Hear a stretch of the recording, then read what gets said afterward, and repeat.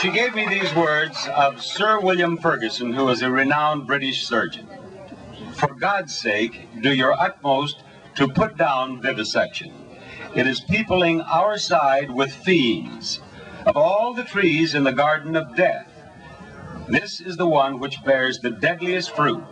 In my heart, I believe it is the last attempt of the powers of evil to abolish God. Isn't that beautiful? And I think those words are a nice segue to our main speaker of the rally. Now, this gentleman, Hans Ruesch, was a very successful writer of fiction. And as of 1973, he determined that never again would he write fiction. He writes only now on the subject of anti-vivisection. Of course, you know that he is the author of Slaughter of the Innocent, the author of Naked Empress. He has come all the way from Switzerland to be here for our rally today. Now, this is a gentleman who has fought for animal rights in countries around the globe. Hans Ruesch is an international giant in our movement, and I want you to welcome Mr. Hans Ruesch.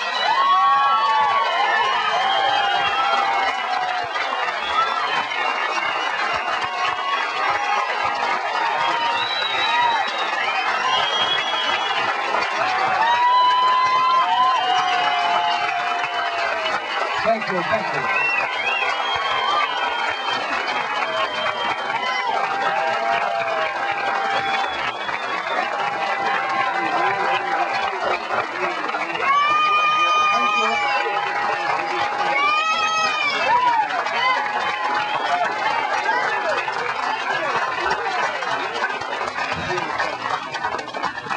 My friends, you're making it very, very difficult for me to live up to the expectations which your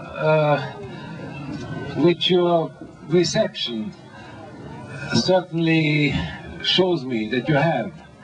I want to thank very much Bob Barker for his tremendous introduction, and of course Xavier Burgos,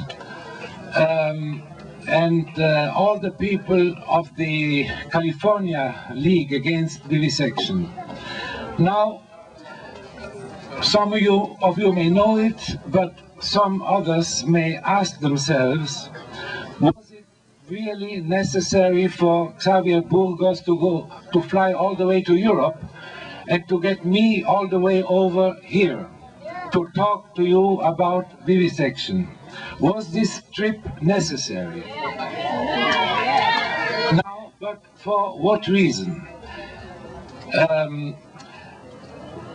To come to America, which has the world's record in vivisection, as you know, with between 60 and 100 million animals sacrificed a year.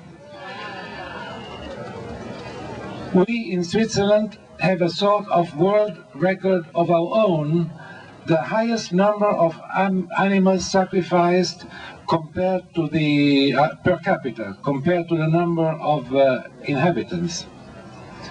3.5 million for 6 million inhabitants. Well, we can fight over the dubious honor of being world champions, the Swiss and the Americans. Xavier Burgos came when he heard that we had succeeded in Switzerland in launching a referendum, a nationwide referendum on the abolition of vivisection. And the exact wording is abolition of vivisection and all cruel experiments on vertebrate animals. How was this achieved? You know, or some of you know, that in my first book about the subject, I gathered all the scientific information, all the medical facts that rule out the necessity of animal experimentation, and goes even one long step further, which accuses animal experimentation to be counterproductive, meaning damaging. Now, we ignored in our campaign to gather the necessary signatures, we ignored the ethical angle entirely. Not because we consider it unimportant. On the contrary, we consider the ethical angle so important that it may be regarded as obvious, not worth even mentioning. And furthermore, this ethical angle has not brought our movement forward in 100 years. It has taken our movement backward by miles and miles.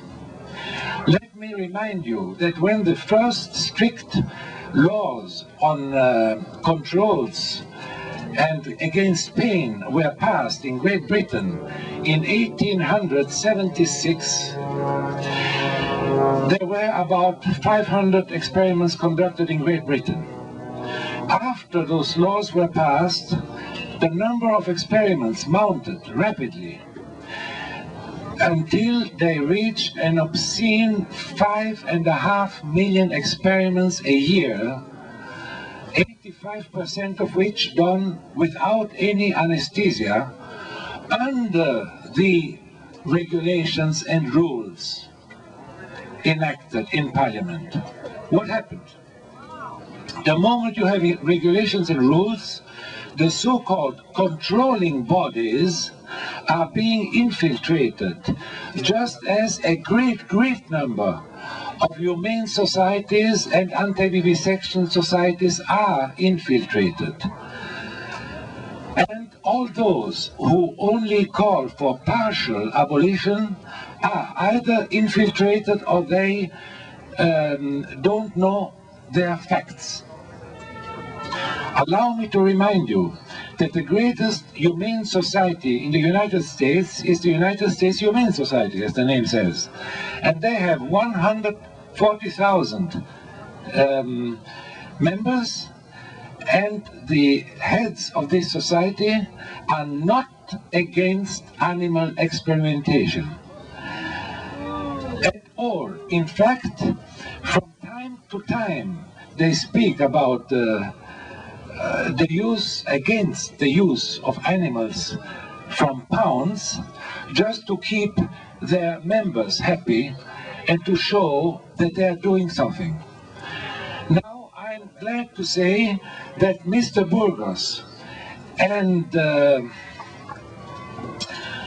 Judy Stricker and the whole group of this Society of California have succeeded in understanding absolutely what the main point is. The main point is that we must attack vivisection on medical grounds and forget the ethical grounds. Why? You know that the ethical considerations, like when you speak of the sanctity of life or of animals have rights, this is perfectly right, but these slogans will always be outshouted by the sleazy slogans of our adversaries who say babies or dogs.